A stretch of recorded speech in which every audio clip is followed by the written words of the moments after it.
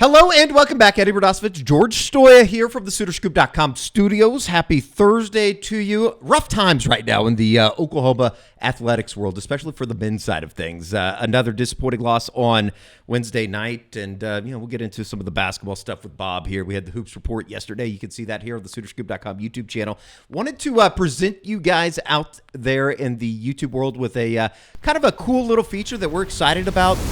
Around the corner, taking some of the questions and the posts from the message board, getting our guest feedback. I think it's a little bit different when instead of writing something out on the message boards, being able to talk to you guys out there about it. But first things first, here on Thursday afternoon, a little bit of breaking news out of the football world. No, Oklahoma hasn't named a defense coordinator.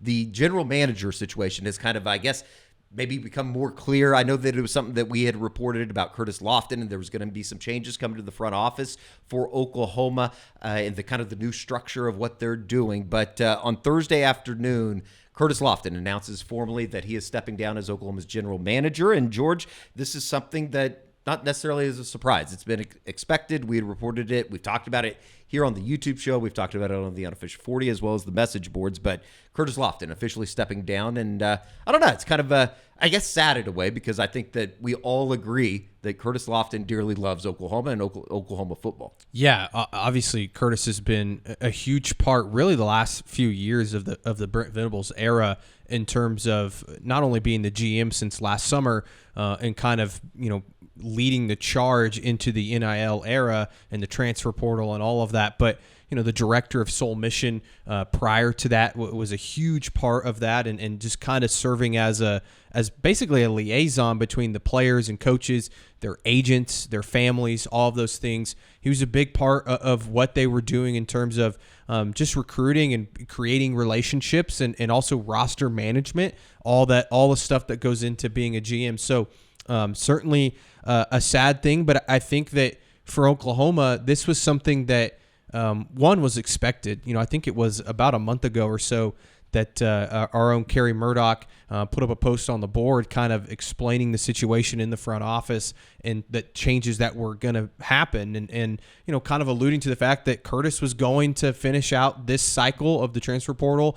He'll step down on February 1st, but helped out with this transfer portal and then is kind of moving on to different things in Oklahoma. And I talked about this on the Unofficial 40 on Wednesday, has already kind of begun their search for the next GM. Who that is, we'll see. I think that they're looking for somebody, I know they're looking for somebody with NFL experience, whether that's as a personnel guy, maybe a scout, director of personnel, something like that, or front office, which is, same kind of titles. But they definitely want somebody that has some experience dealing with contracts and in that nature. There's not a lot of people out there with college football experience in this realm, Eddie. So you kind of have to look towards the NFL. One name, and I put this name out there that continues to surface, is Alonzo Dotson, former defensive tackle at Oklahoma, currently a national scout for the Buffalo Bills, has 10 plus years of experience in the NFL working in front offices. I believe he's worked for the Bills, Packers, and Jets. So he would make some sense. I'm sure there'll be some other candidates out there, but that's kind of what's next. But yeah, it's definitely a little bit somber, with Curtis stepping away from the program. He's somebody that obviously loves OU. I think did a good job in that GM role. I mean, again, it's not something that was, easy to step into. Sure. No one's, you look across college football, no one's really done it before. And you're starting to see this become a trend where major programs have to have some sort of GM. And, Curtis was the first one for Oklahoma, and it was short. But, I think that even before that, his time with the Soul Mission, he was a pivotal piece of the program. No doubt about it. He did put out a statement on Facebook. George, you wrote about it. You can see the statement in full on SoonerScoop.com. But he did go into, thanking Brent Venables and obviously their relationship and everything that goes into, kind of what he was to the university. It's going to be interesting to see moving forward what that situation looks like as Oklahoma goes through this, entire restructuring of the front office. But certainly noteworthy, newsworthy here on Thursday. It's kind of crazy. You think the last couple of weeks now, OU's GM steps down, the assistant GM steps down. There's going to be a lot of changes in that front office. I know that there's been a couple other maybe departures or guys moving from one position to another right now. I think you're going to see, with Jake Rosenberg kind of leading the charge, Randall Stevenson comes in. There's a lot of changes that are going to come with inside the OU football program. And that's not just, a Brent Venables thing. This is led by Joe Castiglione, Joe Harris. Like, no matter who the head coach is, these are the type of changes that if Oklahoma football wants to be successful in the future, they have to make. They have to go out and get somebody very qualified for this GM job that understands, what it looks like, the salary cap that's going to come with the revenue share, which I know there's some questions about that we'll get into a little bit later in the show. But, this was, I think that all of these moves in the end, you would hope end up working out for Oklahoma, because I do think you have to get some new people in here to kind of lead the charge on this thing. No doubt. Carrie, do we want to bring up the one statement that Curtis Lofton put it there at the end? I wanted to take this moment to thank Athletic Director Joe Castiglione, President Harris, and head coach Brent Venables for their unwavering support, leadership, and guidance. They've been instrumental in shaping my journey, and I'm forever grateful for their influence in my life. As D.L. Mooney said, our greatest fear should not be failure, but of succeeding at things in life that don't really matter. I'm stepping into this next chapter with the conviction that this true greatness is found in eternal impact, and I'm ready to embrace that calling. And I don't know if we even said it at the top. He did announce in this statement that he will be entering the ministry, which is awesome. Yeah, sure. That's great. And, Curtis is obviously a very strong man of faith, and this program obviously is very faith-based. So, best of luck to him. I know we'll be rooting for him. I'm sure he'll still also somewhat be around it, not that he has a position at Oklahoma, right. But, I don't think anybody's keeping Curtis Lofton out of the building. Curtis Lofton, I think one of the first times that I remember watching him play, went out to Kingfisher. It was like when I was in high school, went out to Kingfisher. He's one of the greatest players in the state of Oklahoma. We were underclassmen at the time, and I just remember walking into a Kingfisher game. Our former offense coordinator, Putnam North, was a head coach or an offense coordinator at Kingfisher, and he literally killed a guy across the middle of the field. And I just remember thinking, holy shit, this guy's going to be incredible. He'll always be a Sooner great. That's for sure. All-American, 8 years in the NFL. Had a hell of a career. And good luck to Curtis Lofton entering the ministry. So, all right, that's going to do it for the general manager portion. Obviously, a little bit of breaking news here on Thursday evening. But this is going to be kind of fun because I think that, this is going to be something that we're going to try to do weekly throughout the off season, and if we're having fun with it, we might continue doing it during the season in 2025. But took a number of questions that you guys have posted on the message board, one of the biggest communities in Oklahoma athletics, the Crimson Corner. I think it's been pretty synonymous for good and bad. But let's start with kind of a hot button issue in Norman right now. I'm talking Joe C. What I think will happen, or thread title was Joe C. Obviously, a lot of people talking about him. What I think will happen, Porter Moser will be fired at the end of the season. Joe C. will be determined by BV.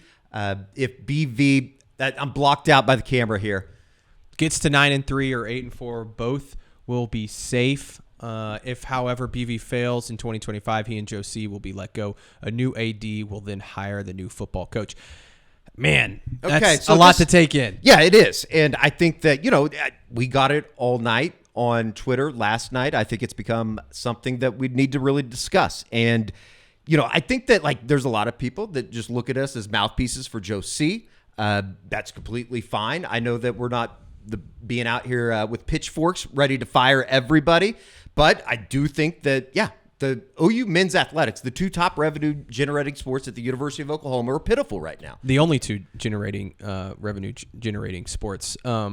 It's pitiful. It's not good. I don't think that anybody, and this is just a discussion to be had, I don't think that anybody is standing up and saying that this thing is in a good spot right now. No, and I would say Joe C. is included in that. I know that Joe is very frustrated with the results so far in this basketball season in terms of what's happened in conference play. And then obviously football season was a massive disappointment. And really the last 3.5 years now has been pretty much an abject failure from both. I mean, the men's team hasn't made the NCAA tournament. And I get it. Last year was one of those crazy years where they probably should have made it. And maybe even the year before that, they probably should have made it. But If they miss it this year, I think you have to make a move on Porter. And then the football program has just, ever since Lincoln Riley left, and really, I mean, I don't want to say it's all Lincoln's fault, but it hasn't gone in the right direction under Brent, and that's why this has become such a make it or break it year for the football program. So I think my take on this is, look, like you can be mad at Joe C for hiring Porter Moser and Brent Venables. He probably, who as of right now, they do not look like good hires. Very well probably whiffed on maybe both of them. Now, I think we all would agree, or most of us would agree, at that time, I thought those were really great hires. I think a lot of people thought, especially with Porter Moser coming off of what he was able to do at Loyola Chicago, it got praised nationally, and it just simply hasn't worked. Now, is there a lot of factors that go into why Porter Moser has somewhat failed, as they're sitting at 0-4 right now in the conference? And I think that more than anything, the big picture is they're the laughingstock of the SEC right now, and I think Joe C knows that. Yeah. I don't know. It's going to be interesting, because I do think that, like, to get back to the question at hand, I do think that a lot will be tied with what they do in the football realm this year. 100%. And, when you talk about, I've had some people on the Crimson Corner asking me about the buyout situation.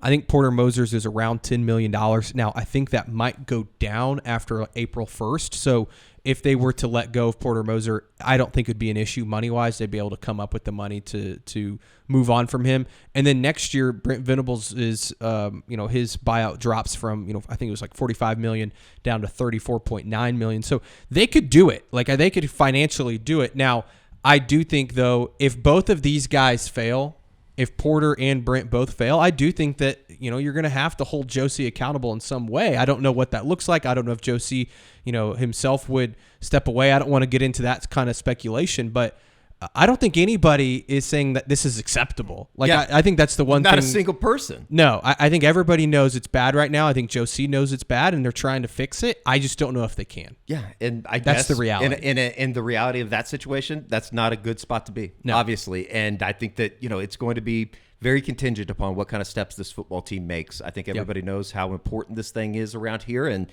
right now, and I have no idea. The one thing is, everybody's like, well, just fire Joe C. Well, who are you hiring, one, and then two, can that person go out and make a great hire?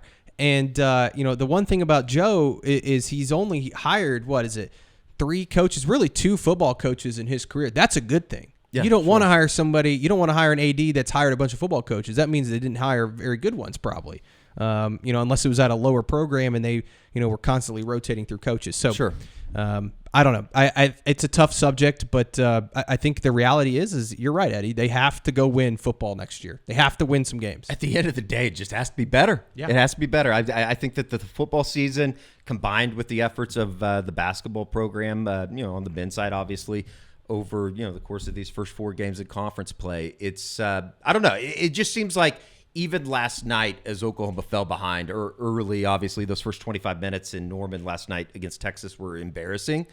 And I think that it's kind of a fever pitch now, where the fan base is as mad, as uncomfortable as I can remember it ever being. And covering this athletic department for the last 10 years, it's really, really bad right now.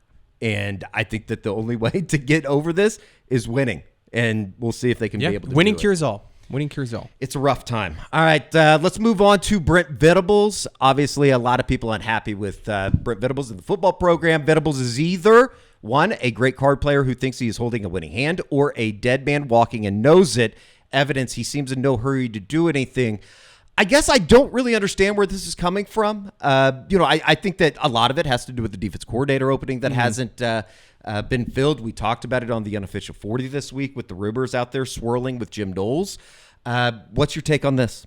Yeah, I think this is a nothing burger, to be completely honest. I think that, look, I don't know exactly why they're mad at Brent for not hiring a defensive coordinator. Look, the reality of what's going to happen is either Oklahoma's going to pull off one of the biggest hires in college football history and maybe landing Jim Knowles, which I think you and I both agree. We still don't think that's likely to happen. You never know, right? We'll see. The further we get away from them not naming anything. Every day that goes by, it feels like it's more likely that maybe they have a chance to actually land him. So we'll see how that plays out. And I think that's why they haven't really done a whole lot, because they know that they can go get if Jim Knowles isn't able to, if they aren't able to get him, then you can go out and get a Wes Goodwin or a young guy as your linebackers coach. I know there's been some other names thrown out there, and Brent can call the defense. So I don't understand the frustration with them not hiring a defensive coordinator. What do you need a defensive coordinator for right now?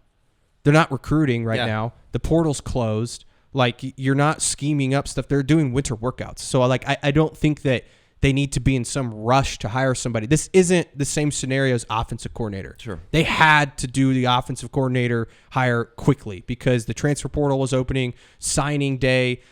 They were terrible on offense. They were great on defense this year. They're going to be great again next year.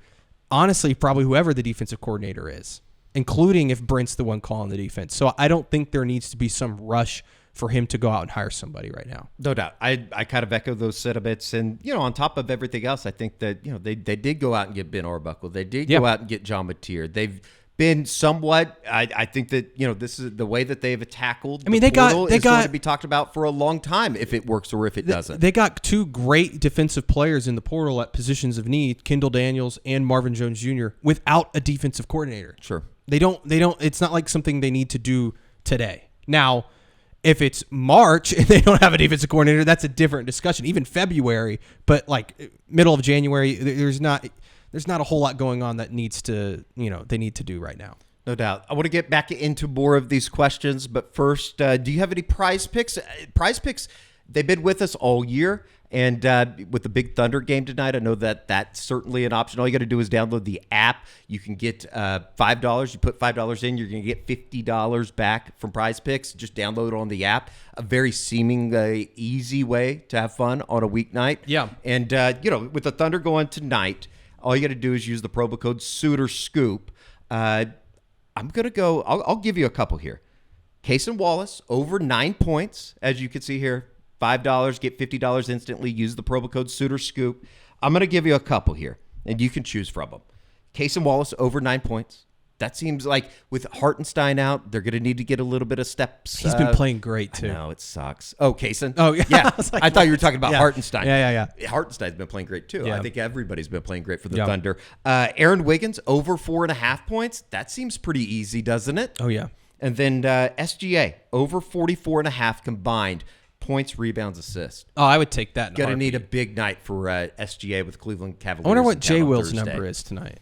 Because Jay Will's going to get a lot of run tonight in this game. Without Hartenstein. Yeah. Going to need to hit a couple threes. I think That'd be so. nice. It's a big game down at the Pay Palace in Oklahoma City. Once again, all you got to do is go to Prize Picks, $5. You get $50 instantly using the promo code SoonerScoop. Thank you to Prize Picks. They've been with us all season long. All right, let's get back into a couple of the questions. Got the Monday night national championship game coming up, Ohio State, Notre Dame. Riley Leonard versus Will Howard, the quarterback situation in Atlanta coming up on Monday night. And, I thought this was kind of a little bit of a brain teaser, isn't it? We were asked one thing for sure, or the thread title, and this is from your mailbag, which you take, questions from subscribers each week. Go through them all. I see you working every Monday on it. Takes you some time to wade through the waters. Sometimes it of the mailbag. What's going on? Sometimes I'll get 50 or 60 questions, which is a lot to get through. But this is a pretty simple question, statement, and we'll respond to it. One thing for sure: you no longer need an elite quarterback to win a national championship. All right, so the last 10 national champions, George, we went back and looked: Michigan, Georgia, Alabama, LSU, Clemson, Alabama.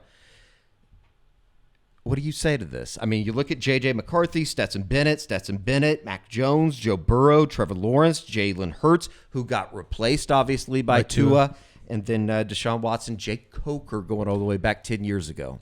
I think that, do you need an elite one? Maybe not, but boy, would you prefer one. Sure. When you hear that list, I mean, you're talking about, number one picks in the NFL draft. I think we went through how many of those guys were first-round picks. It was quite a few. Well, you had J.J. McCarthy going 10th overall last year. Stetson Bennett, obviously not. Mac Jones was a 15th pick in the first round.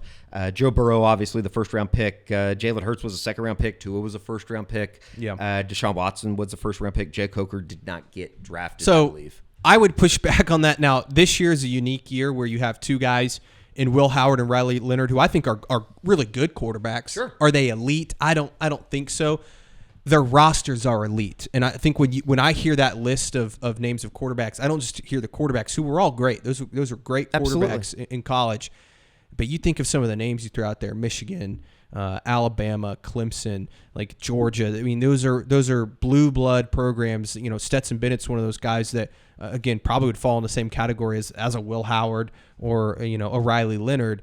His roster around him was amazing. So if you don't have an elite quarterback, you better have one hell of a roster around you and a really good defense. Yes, yeah, and that's the one thing that I think is hasn't been talked enough about is these teams, especially lately.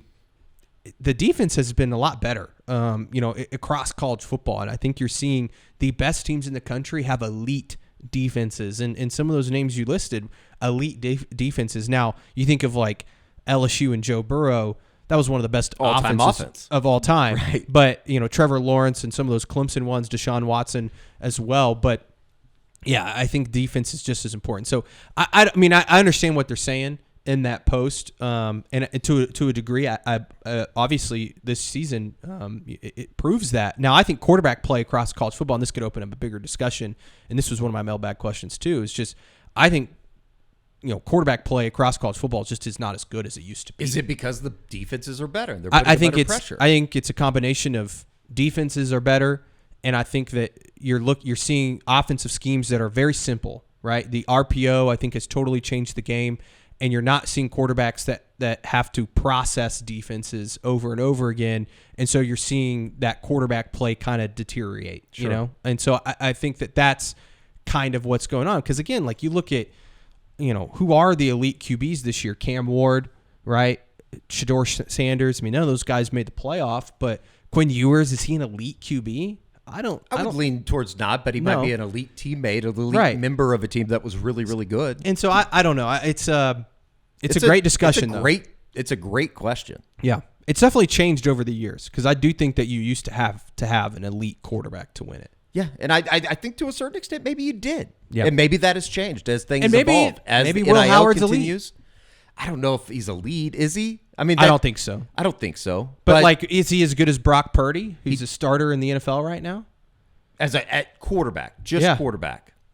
I don't know. He has a lot of really good options to throw the football to. So who knows? Anybody might be pretty damn good with Jeremiah Smith flanked out wide.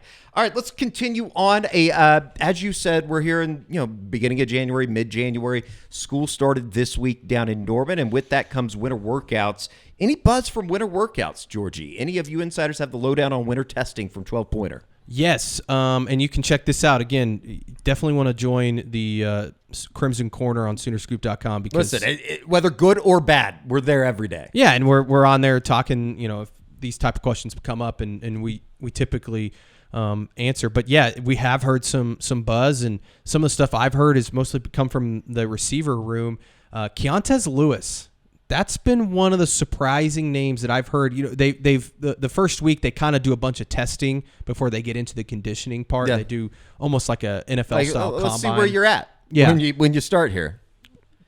And so Keontez Lewis, the wide receiver from Southern Illinois, transfer in. He started his career at Wisconsin, went to Southern Illinois, had a big year last year at Southern Illinois. I think kind of was an afterthought, because you hear Giovanni Gibson from Arkansas Pine Bluff, who had the big season, Isaiah Satania from Arkansas, and you kind of think those two guys. Keontez Lewis apparently had one of the best testing periods of any wide receiver. I mean, put up some NFL-type numbers. And that's great. Like, that's a guy that I think can really come in and be a solid addition to the wide receiver room, and maybe he becomes that guy that can step up from the transfer portal class. The other names that I've heard is Deion Burks, put together a clinic. I mean, this is a guy that had NFL-type numbers, and that shouldn't be a surprise. And then the one that I think that most people might be intrigued by is Elijah Thomas. Right. Elijah Thomas, which we all, he was a star on the recruiting report all year this year. I think he might have had some of the best numbers of anyone in the wide receiver room, which tells you maybe this guy is somebody that can come in and help as a true freshman next year. Like, if he's out there running, like an NFL type receiver, and obviously his size, I think that he's somebody that can help. And then one last note I'll say is quarterback John Mateer, shouldn't be a surprise. Sounds like he has really kind of taken over a leadership role in that locker room and tested extremely well. I think he's maybe a little bit more athletic than some people realize. It sounds like his numbers were fantastic, and then he's vocally, it sounds like kind of, he's leading the charge, I would say, in winter workouts so far. Certainly what you want to hear. When you're talking about the testing numbers, too, just for a little bit of a backstory, you're talking like the 10-yard shuttle. Yeah, 10-yard shuttle, 20-yard, jump, 3-cone. Yeah, all that kind of stuff. They do all of that. that. You would probably see at a combine. Yes, yeah. It's just like an NFL combine. I think Schmitty puts them all through it, and it sounds like, again, Keontae Lewis, Deion Burks, Elijah Thomas were certainly three guys that stood out in the wide receiver room, and it sounds like John Mateer was pretty damn good. No doubt. This is going to be fun. I'm excited about this, I guess, new YouTube special that we're going to be putting together. So if you want to get your questions in or want to get them submitted,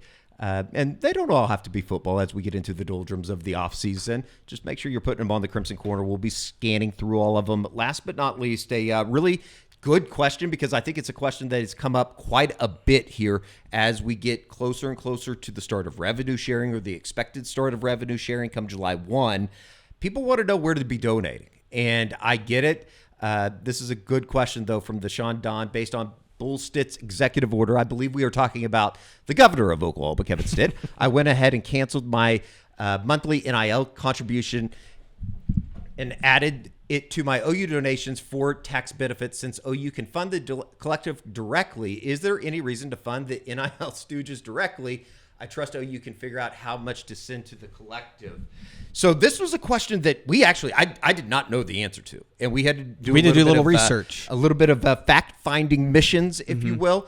And simply put is what, George? Basically, your money's going to get to the players, whether you're donating to One Oklahoma or the Sooner Club, which the Sooner Club's is Inspiring Champions, I believe, is the name of their fund that you can donate to. Now, if you're a business owner or a company or something like that, and you want to contribute in that way or partner, One Oklahoma's the place for you to go. If you're just a season ticket holder and you would like to just give one lump of money, Sooner Club it is the way to go. Or you can do the monthly subscriptions through One Oklahoma. Either way, your money's getting to the players in some way or some fashion. Now, if you want to know exactly who it's going to, or that it's going to help them get this player in the portal, it doesn't really work that way. But if you just want to give money, that's the way to do it. Is you can go either way, and I know it can get kind of confusing, but simply it's Inspire Champions Fund from Sooner Club, and you can get in contact with Sooner Club, obviously, online, and then as well as Oklahoma, you can just go to oneoklahoma.com and sign up for your subscription and donate that way. Either way, you're given to the players in some fashion. No doubt, there's options. Yes, that's the good news. A lot of this will get more clear or more streamlined once the revenue share happens on July 1st. And you get all your points regardless of where you're giving the money, correct, whether it be the Investing Champion side with the Suitor Club or the One Oklahoma side of things. Yeah, you get points either way. It's all intertwined and connected now. Everybody's working for the same team. Yes. At the end of the day. Yeah. All right. Very good. That's a good question. Great question. We're going to look forward to doing this, here throughout the offseason. And as we said, off into, 2025 at the start of the football season. If the questions, which I'm sure will be good, we'll continue answering them. I think it's going to be a good way to kind of incorporate everything from the message boards and the Crimson Quarter right back here with the SoonerScoop.com YouTube channel. And if you want to be a member and be a part of one of the largest, if not the largest community for Oklahoma athletics, the Crimson Corner, you can do that. Join SoonerScoop.com for $1 right now. So that's going to do it for this show. We'll have more on the general manager stuff as that continues, as the search continues to replace Curtis Lofton, as well as the defense coordinator news. We're going to be awaiting the announcement or whenever that comes, but I do think that as we kind of outlined on the Unofficial 40 this week, which you can listen to right here on the SoonerScoop.com YouTube channel, it seems like here as we get through the end of or the beginning of next week and on into next week, into the middle portions of it, I think we'll have a better idea which way that thing's going to go. Yeah, I think in the next week we'll have a pretty good idea. All right, very good. For George Stoya, I'm Eddie Radosevich. We'll see you right back here on the SoonerScoop.com YouTube channel.